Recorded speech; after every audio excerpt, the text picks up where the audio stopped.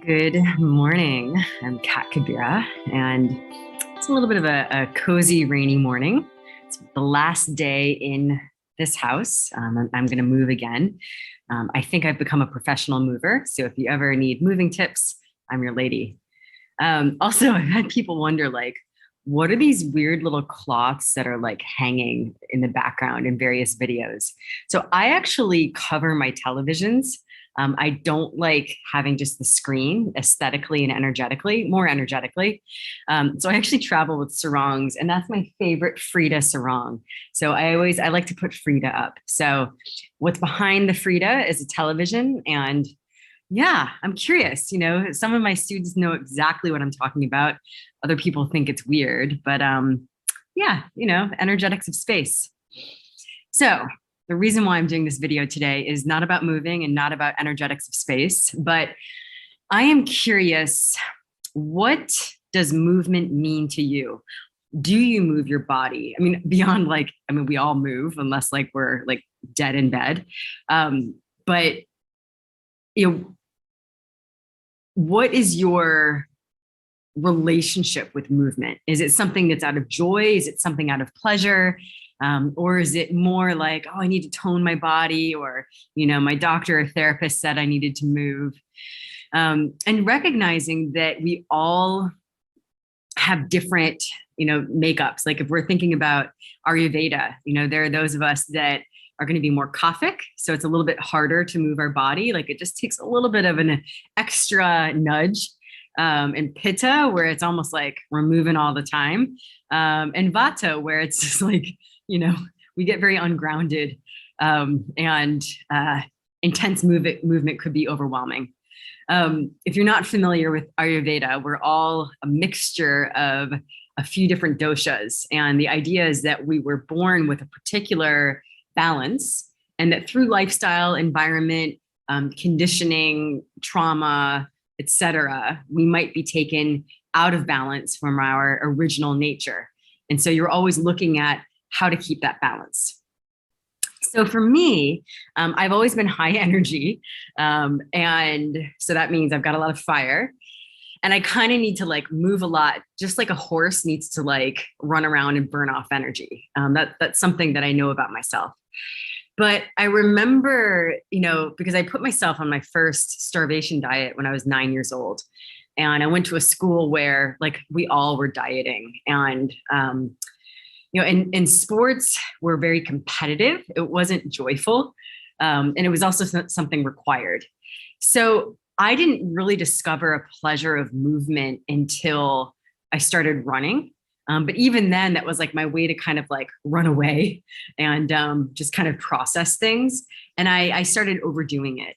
So I have a history of not only being anorexic and bulimic and a binge eater, but also over exercising.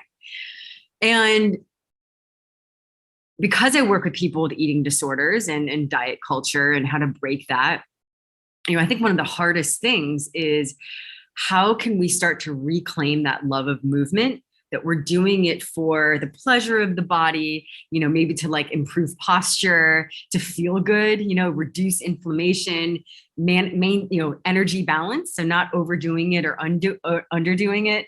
A lot of us are a lot more on the computers. So, how to just like take care, and also just to be in our body, right? Like I often recommend, like, if you want to get in your body, if you want to ground, like, movement's really helpful. And yet, I know for myself, movement was an obsession. There was a time where it's like I made sure that I was exercising intensively for 4 hours a day, and that, rest days were really scary for me. And, it was my way to like manage control in my life. And so the recommendation, like what I had to go through and some of you who have trained with me, what I'm talking about, where you might actually have to put a pause on movement.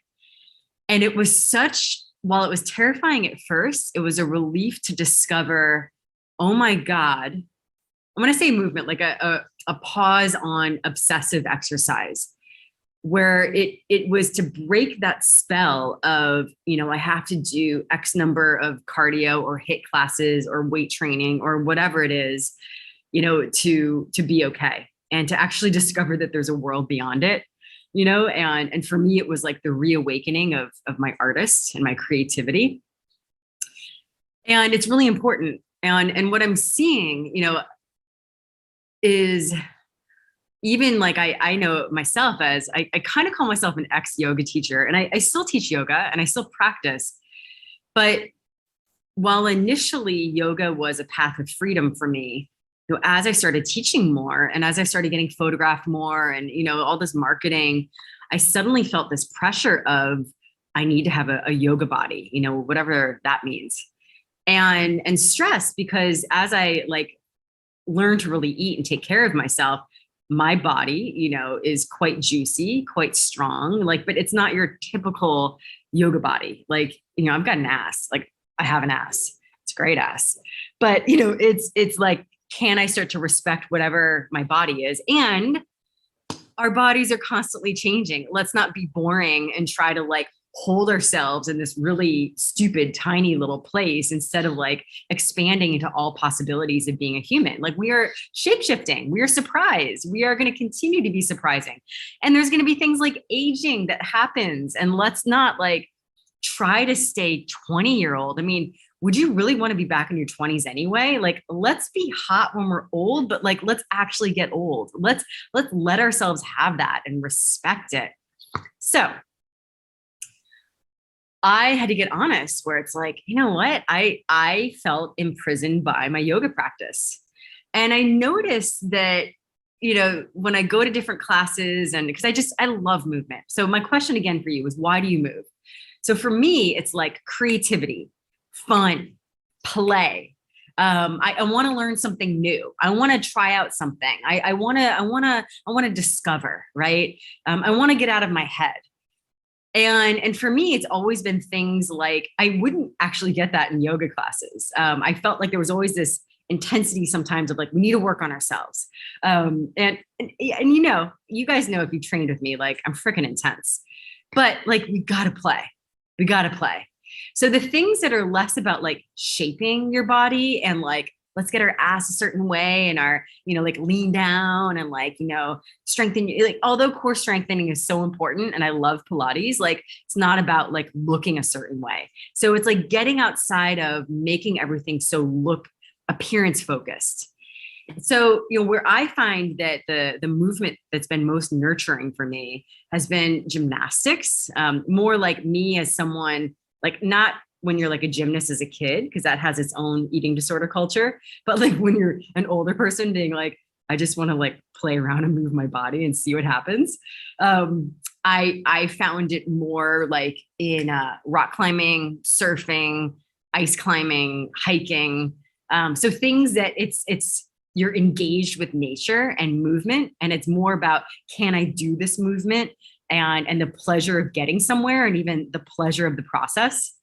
And also I find that doing things if I'm going to a class, if the teacher's teaching with their heart, so it's less about even what they're doing, but that there's this passion that is less about, I'm going to mold you a certain way, or we all need to look good, or we all need to lose weight, or we all need to get big, or, whatever. But it's you can tell they're teaching from their heart and they're just I fucking love this movement. So I've found a few teachers over the years, whether it's in trapeze or in gyrotonic. And even now I've got this surf coach and we're doing all this different kinds of training on the land. And it's the heart teaching of the person holding space that makes the difference. Because remember, when you're going into a class, and this isn't just movement, this can be for anything, it's not just what they're teaching. You're entering their energy field and what they've embodied, what they know, what they care about, how they see the world. Now, you may not be conscious of this, right? Or you might be, because if you're highly sensitive, you can be. And what I even find interesting is that if I'm a little bit more of an unconscious empath, if I drop into the field of a teacher, I can actually feel, how do they live in their body? So my posture might even start to readjust into how they are. It's really fascinating. So the cool thing is if you're working with someone where like there's just this juicy embodiment, right? And there's just this pleasure. And maybe like I've worked with some like ex dancers, like amazing movement therapists, like, 30 plus years, 40 plus years in the business. And like just me being in their field, it gives me new possibilities of movement that I wouldn't get by myself. On the flip side, I will drop in with someone and I'm like, oh, wow, like, okay, you kind of hold yourself there and you don't allow that movement. And I can kind of feel like, oh, these places where I usually let myself go, we can't go there. So it is fascinating. Now you might think I'm crazy, but again, if you're really sensitive, like play with it and discover. But I will say it does matter who's holding the space. So my invitation to you, piggybacking on last week's video, is, movement's necessary. We are meant to move as creatures. We are also meant to rest, and we aren't meant to be rigid. We are meant to be playful. How can you start to bring more playful movement that just lights you up or gets you more in your body, that isn't focused on what you look like or how long you're doing it or like ticking the boxes, and really just is something that brings you back to you? And another practical thing that I like to check is the movement, does it make me taller afterwards? So you can apply that to dance, yoga, Pilates, any movement. I always check in, like, how do I hold myself afterwards? If I'm taller, if I feel like more confident, that usually is a sign that it worked. So happy day to you, and I'll see you soon. Bye.